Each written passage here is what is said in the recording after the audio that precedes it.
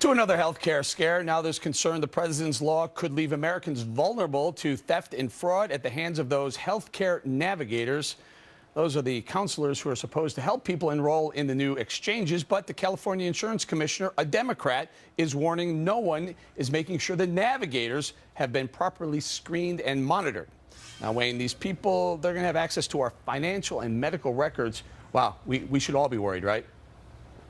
Oh, yes. It comes back to what Bob was talking about earlier, the intrusion, again, of somebody into your private life. They're going to have absolute, and we don't know anything about these navigators. In other words, they're not going to necessarily be investigated for their background or anything. They're going to have absolute access to your personal file. Just let me read something here that said in the report of healthcare fraud in 2012, the FBI report said that between 75 and 250 million. A RAND report supported that. In other words, healthcare fraud is going to be rampant. These guys have access to it. They're going to promote it. It's a bad shot. Yeah, Wayne, I think it's 200 billion, if I'm not mistaken. But go ahead, Bob. You hate Obamacare. You're right. No, I don't hate Obamacare. For this reason, you hate Obamacare. Listen, the thing I don't... Who do you think we've been leaving in the hands of? Insurance companies. Those are the great frauds. Those are the guys who are taking advantage of Obamacare and raising rates, and they're the ones who've got access to your medical and financial records. Insurance companies. Would you trust an insurance company? They should all be locked up. So, Jonathan, we don't vet these healthcare navigators. They're going to have all our information. They're going to know everything about us financially, medically, and whatnot, and they could be criminals.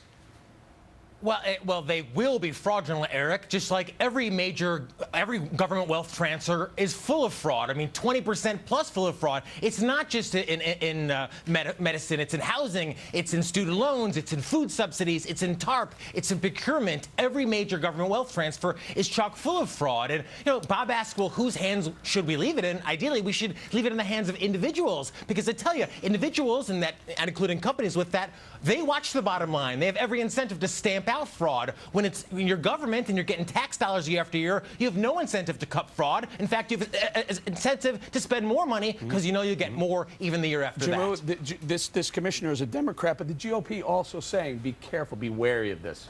They could be felons, but guess what? They're churches. They're nonprofits. This is what is so messed up about Washington.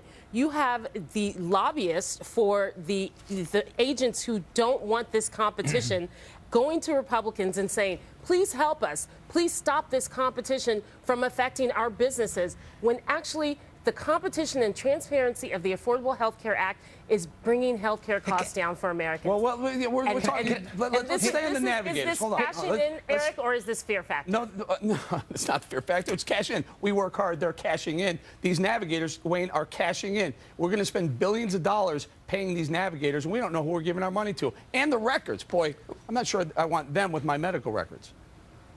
I think, Eric, we have a microcosm for this in what happened in Detroit just this last week, where the city's filed for bankruptcy. You've got so many people who are on the public dole who are using that information irrationally and illegally to get at private enterprise that is hurting it. Now, Bob raised a point about the insurance companies. As long as there's competition in that, they're going to compete, and they'll have to go, and by the way, they have to obey the law. So if they're caught about fraud, they can be punished. These individuals, they can get away with it before you even know it's happening. The insurance industry is the only one besides Major League Baseball that is exempt from antitrust laws. They share their information, the big computer in the sky. The fact that every insurance company can know about my medical records just drives me crazy. Last thought, John, go. Well, I agree. It drives me crazy, too, Bob. I'm not disagreeing about the knowledge of it. It's the misuse of it that's bad. Johnny, last call. Well, there's nothing about the Obamacare that is competitive because it's all based on forcing you to comply. And, of course, it'll be chock full of fraud like all these government programs are. The question is, why do we keep going down this road? Why do we pursue policies that we know we're going to waste hundreds and hundreds of billions of dollars a year? It's this bad philosophy, this notion you have to sacrifice yourself for everyone else who has needs. That's what needs to change. We got to go. We're going to say thank you to Bob Beckel and Jimmu Green for joining us this week. But coming up,